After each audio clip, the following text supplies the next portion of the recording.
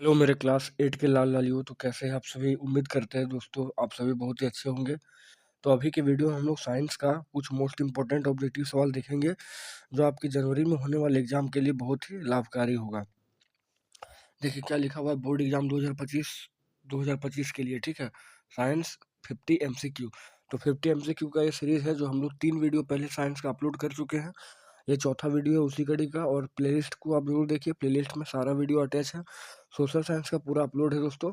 और साइंस के बाद हिंदी, इंग्लिश और मैथ का बचा हुआ है, तीनों का अपलोड कर देंगे। तीनों को देख लीजिए आप, बहुत ही बढ़िया मार्क्स आपका आ जाएगा, ठीक है। तो चलिए आज देखते हैं कौन कौन सा सवाल है इस वीडियो में। तो देखिए पहला सवाल पूछा गया है कि बल का क्या होता है। तो बल दोस्तों एक सदिश राशि है, ठीक है। सदिश राशि होने की वजह से इसमें परिमाण और दिशा दोनों होता है। इसलिए आप कह सकते हैं बल का क्या होता है, परिणाम और दिशा दोनों होता है। ऑप्शन नंबर 3 बिल्कुल करेक्ट होगा यहाँ पे। अगला क्वेश्चन था कि दाब का मात्रक क्या है। तो दाब का ऐसा मात्रक जो होता है वो पास्कल भी होता है और न्यूटन प्रति वर्ग मीटर भी होता है, दोनों होता है, पास्कल भी और न्यूटन प्रति वर्ग मीटर भी। यानी कि 3 नंबर ऑप्शन बिल्कुल सही जवाब होगा। तीसरा सवाल था कि आवृत्ति का ऐसा मात्रक क्या है। तो दोस्तों आवृत्ति का ऐसा मात्रक हर्ट्ज होता है और इसको लिखते हैं HZ से, ठीक है। HZ से लिखते हैं इसको, हर्ट्ज होता है इसका।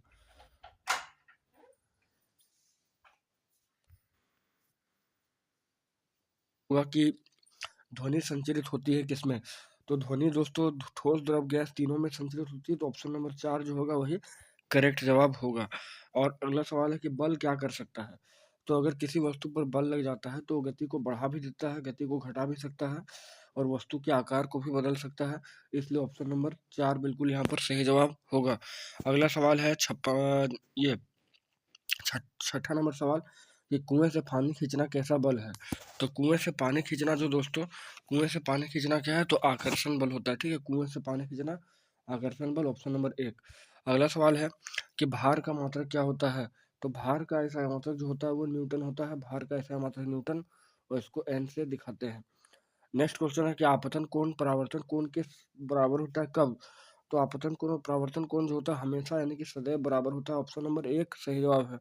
अगला सवाल है 59 कि हम किसी अदीप्त वस्तु को देख सकते हैं जब प्रकाश, अदीप्त वस्तु मतलब जो नहीं जलता, ठीक है, जो जिससे प्रकाश उत्सर्जित नहीं होता उसको अदीप्त वस्तु कहते हैं। तो हम किसी अदीप्त वस्तु को देख सकते हैं जब प्रकाश क्या होता है, तो जब प्रकाश उससे हमारी आंखों की ओर परावर्तित होता है, ठीक है, उससे हमारी आंखों की ओर परावर्तित होता है, तब हम लोग क्या कर सकते हैं, तो हम लोग किसी अदीप्त वस्तु को भी देख सकते हैं। अगला क्वेश्चन था कि नेत्र का वह भाग जिसमें प्रवेश करने वाले प्रकाश को नियंत्रित करता है उसे क्या कहते हैं। तो नेत्र में प्रवेश करने वाला वह भाग जिससे जिसमें जो प्रकाश को नियंत्रित करता है उसको आइरिस या परितारिका भी कहा जाता है। और नेक्स्ट क्वेश्चन था कि इनमें कौन विद्युत धारा का सुचालक है। तो ऑप्शन है लकड़ी, रबड़, कागज और पीतल। देखिए लकड़ी, कागज और लकड़ी, रबड़ और कागज ये तीनों जो है कुचालक है। तो बच गया आपका पीतल। तो ये पीतल क्या हो जाएगा, पीतल हो जाएगा विद्युत का सुचालक, विद्युत धारा का सुचालक। अगला क्वेश्चन था कि विद्युत धारा उत्पन्न करता है। तो विद्युत धारा क्या क्या प्रभाव को उत्पन्न करता है। तो विद्युत धारा उसमें प्रभाव भी उत्पन्न करता है जिसके माध्यम से बल्ब वगैरह जलता है, रासायनिक प्रभाव भी उत्पन्न करता है और चुंबकीय प्रभाव भी उत्पन्न करता है, जिसके बारे में हैंस क्रिश्चियन ऑस्ट्रेड ने सबसे फर्स्ट बताया था, ठीक है। तो ऑप्शन नंबर 4 क्या होगा, सही जवाब होगा कि उसमें चुंबकीय और रासायनिक प्रभाव। नेक्स्ट क्वेश्चन होगा कि निम्नलिखित में कौन सा घोल विद्युत का सुचालक है। तो नींबू का रस, नल का पानी, सिरका या खाद्य तेल। तो वो हो जाएगा नींबू का रस, क्योंकि यही जो है विद्युत घोल का सुचालक है। आगे देखेंगे कि निम्नांकित में कौन विद्युत का कुचालक है, ठीक है। इस बार पूछा है बेड कंडक्टर यानी कुचालक। तो तांबा, लोहा, एल्युमिनियम या रबड़। तो देखिए बाकी तीनों जो है ये सब तीनों जो है यहाँ पे, ठीक है, ये सब तीनों जो है ये आपका विद्युत का सुचालक। लेकिन बच गया आपका रबड़। तो रबड़ ही क्या हो जाएगा, विद्युत का कुचालक हो जाएगा, ठीक है। रबड़, रबड़ जो होगा फाइनली सही जवाब होगा यहाँ पे। अगला सवाल देखेंगे, वह धातु जो विद्युत का सुचालक है। तो वह अधातु जो विद्युत का सुचालक है वो कौन है, तो वो है ग्रेफाइट। ग्रेफाइट ही विद्युत का सुचालक होता है। अगला सवाल है कि निम्नलिखित में कौन सी धातु सबसे अधिक अभिक्रियाशील है। तो ऑप्शन के हिसाब से देखेंगे, देखिए क्या दिया है, सोना, सोडियम, मैग्नीशियम और चांदी। तो दिया गया ऑप्शन के आधार पर जो है, दिया गया ऑप्शन के आधार पर आपका कौन हो जाएगा, सोडियम। सोडियम जो है सबसे अधिक अभिक्रियाशील धातु है। अगला देखेंगे, एक ईंधन नहीं है, ईंधन इसमें से कौन सा नहीं है। तो मृदा, सीएनजी, एलपीजी या बायोगैस। तो आप कह सकते हैं कि मृदा जो है वही ईंधन नहीं है, बाकी सीएनजी, एलपीजी और बायोगैस जो है ये फाइनली क्या है, तो ये एक ईंधन है।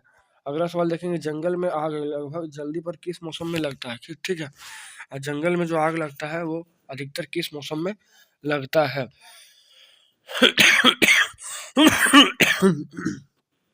तो जंगल में आग जो लगता है अधिकतर वो ग्रीष्म मौसम में लगता है। ठीक है, ग्रीष्म मौसम में। अगला सवाल है, दहन के लिए क्या आवश्यक है? तो रिक्वायरमेंट ऑफ कम्बुक्शन। ठीक है, दहन के लिए क्या आवश्यक है दोस्तों यहाँ पे? तो नाइट्रोजन, ऑक्सीजन, CO2, इनमें सभी। तो दहन के लिए आवश्यक होता है ऑक्सीजन, O2। अगला सवाल है, द्वितीय प्रदूषक किसको कहते हैं? तो द्वितीय प्रदूषक कौन है? तो सल्फर और नाइट्रोजन के अम्ल जो है वही आपका द्वितीय प्रदूषक। ऑप्शन नंबर 4 जो है एकदम सही जवाब है। अगला सवाल है, आदर्श ईंधन के गुण नहीं है, यानी not an ideal fuel quality. तो आदर्श ईंधन का गुण यहाँ पर नहीं है, कौन नहीं है पूछा है। तो देखते हैं कौन है ऑप्शन। सस्ता, महंगा, सहज उपलब्ध और इनमें से कोई नहीं। देखिए, तो महंगा जो होगा यही आदर्श ईंधन का गुण नहीं होता है। बाकी आदर्श ईंधन वो होता है जिसको सस्ता होना चाहिए, सहज उपलब्ध होना चाहिए, परिवहन की व्यवस्था अच्छी होनी चाहिए, प्रति इकाई अथी में कम आपको प्रदूषित करना चाहिए, ये सब होता है। अगला हम लोग 72वां सवाल देख लेते हैं कि एरोसोल किन सूक्ष्म कणों का बादल है? ठीक है, एरोसोल तो ठोस कण का, तरल कण का और दोनों का। तो एरोसोल जो होता है वो दोनों का होता है, ठोस कण और तरल कण दोनों हो जाएगा, इसलिए ऑप्शन नंबर क्या हो जाएगा? ऑप्शन नंबर 3 जो होगा बिल्कुल सही जवाब यहाँ पर होगा। अगला 73वां सवाल है कि आग उत्पन्न करने के लिए क्या आवश्यक है यहाँ पे? ठीक है, आग उत्पन्न करने के लिए तो ईंधन, वायु, ऊष्मा, इनमें से सभी। तो आग उत्पन्न करने के लिए ईंधन भी चाहिए, वायु भी चाहिए, ऊष्मा भी चाहिए, इसलिए ऑप्शन नंबर 4 सही जवाब होगा। अगला सवाल है, मोमबत्ती की ज्वाला का कौन सा भाग सबसे गर्म होता है? मोमबत्ती की ज्वाला का सबसे ज्यादा कौन सा भाग गर्म होता है? तो मोमबत्ती का ज्वाला का सबसे ज्यादा गर्म होता है बाह्य क्षेत्र, बाकी ज्वाला के जो होते हैं 3 क्षेत्र होते हैं। अगला सवाल है, कौन सी गैस अत्यंत विषैली गैस है? कौन सी गैस अत्यंत विषैली गैस है? तो कार्बन मोनोऑक्साइड जो है सबसे अधिक विषैली गैस है, और कार्बन मोनोऑक्साइड को CO कहा जाता है। ठीक है, अगला क्वेश्चन हम लोग देखेंगे, कोशिका का नाम किस जीव वैज्ञानिक ने सर्वप्रथम दिया था? कोशिका का नाम किस जीव वैज्ञानिक ने सर्वप्रथम दिया था? तो वो कौन थे? तो रॉबर्ट हुक थे, 1665 ईस्वी। ठीक है, 1665 ईस्वी में कोशिका का खोज हुआ था और सबसे पहले वही नामकरण किए थे। अगला क्वेश्चन, निम्नलिखित में कौन सबसे छोटी कोशिका है? तो वो हो जाएगा माइक्रोप्लाज्मा। माइक्रोप्लाज्मा जो है सबसे छोटी कोशिका है। नेक्स्ट क्वेश्चन है, संचरणीय रोगों का मुख्य कारक क्या है? संचरणीय रोगों का मुख्य कारक कौन सा है संचरणीय रोगों का? तो वो क्या हो जाएगा? तो हो जाएगा घरेलू मक्खी। ठीक है, संचरणीय रोगों का सबसे मुख्य कारक क्या? घरेलू मक्खी। अगला क्वेश्चन है, सूक्ष्मजीव कहाँ पाए जाते हैं? ये तो जैक बोर्ड का सबसे पसंदीदा सवाल है। तो सूक्ष्मजीव कहाँ पाए जाते हैं? आँख मूंद कर आपको बता देना कि इन सभी जगह पे। ठीक है, सभी जगह पे पाया जाता है। अगला सवाल है, जंतुओं में जनन की कितनी विधियां होती है?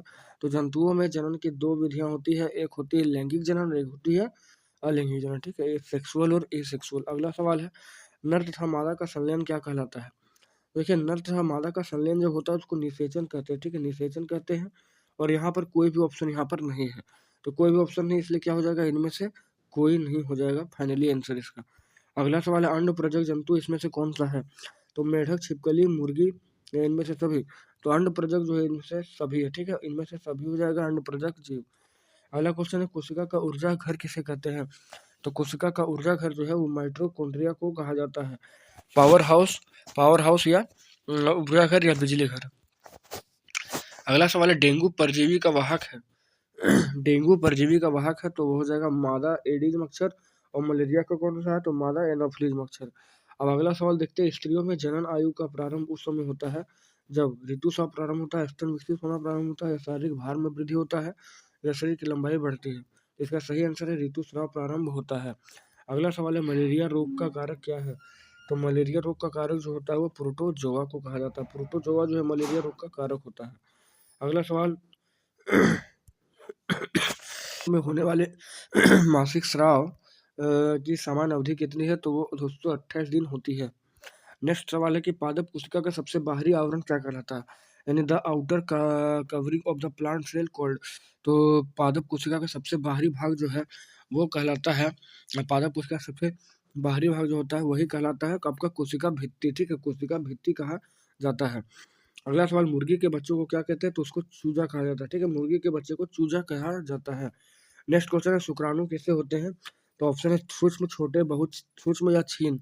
तो शुक्राणु जो होते हैं वो छीन होते हैं। और नेक्स्ट क्वेश्चन है कि निम्न में कौन सा आहार किशोरों के लिए सर्वोत्तम है? कौन सा आहार जो है वो किशोर के लिए जो है यहाँ पर सर्वोत्तम है? ठीक है, तो ऑप्शन नंबर आपका 2 बिल्कुल करेक्ट होगा। रोटी, दाल और सब्जी किशोर के लिए सबसे अधिक है। बाकी आगे देखेंगे एड्स किसी संक्रमित व्यक्ति से दूसरे व्यक्ति में किसके जरिए फैल सकता है? तो एड्स जो है वो रुधिरापान या रुधिराधान से पहुंचता है। ठीक है, यानी ब्लड ट्रांसफ्यूजन से पहुंच जाता है। अगला सवाल है, निम्न में कौन सा प्रतिजैविक है? तो प्रतिजैविक यहाँ पर कौन है? तो स्ट्रेप्टोमाइसिन जो होगा यही आपका सही जवाब होगा। अगला सवाल है, ईस्ट का उपयोग निम्न में किसके उत्पादन में करते हैं?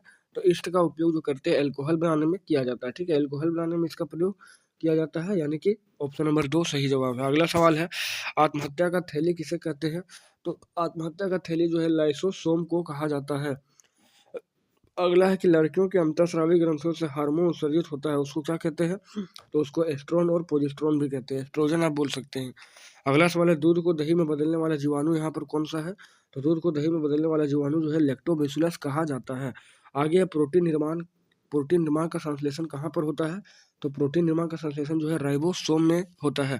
नेक्स्ट क्वेश्चन, निम्न में कौन जीवाणु जनित रोग है? तो चेचक, रेबीज, क्षय रोग या खसरा? तो यहाँ पर जो है क्षय रोग हो जाएगा सही जवाब। ठीक है, क्षय रोग बिल्कुल सही जवाब होगा। अगला सवाल और अंतिम सवाल इस वीडियो का कि हार्मोन क्या है?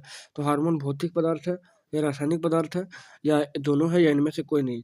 तो हार्मोन जो है एक रासायनिक पदार्थ है, ऑप्शन नंबर 2 बिल्कुल करेक्ट जवाब होगा, जो अंतःस्रावी ग्रंथियों बाह्यस्रावी ग्रंथियों से निकलता है। ठीक है, तो इस प्रकार हम लोग मोस्ट इंपॉर्टेंट 50 ऑब्जेक्टिव सवाल देख लिए साइंस का, जो आपके क्लास 8 के जनवरी के में होने वाले एग्जाम के लिए लाभदायक होगा, 2025 वाला। ठीक है, तो इसी तरह से अन्य वीडियो पाने के लिए चैनल को सब्सक्राइब करके बेल आइकन को प्रेस करें बच्चों, क्योंकि आपको यहाँ सबसे अच्छे और सबसे सटीक जानकारी दिया जाता है। साथ ही साथ 2025 का जो मॉडल पेपर जारी होगा उसका सबसे पहला सॉल्यूशन आपको सब्जेक्ट वाइज यहीं पर मिलने वाला है प्लेलिस्ट के माध्यम से। तो चलिए मिलते हैं आपसे एक नेक्स्ट वीडियो में।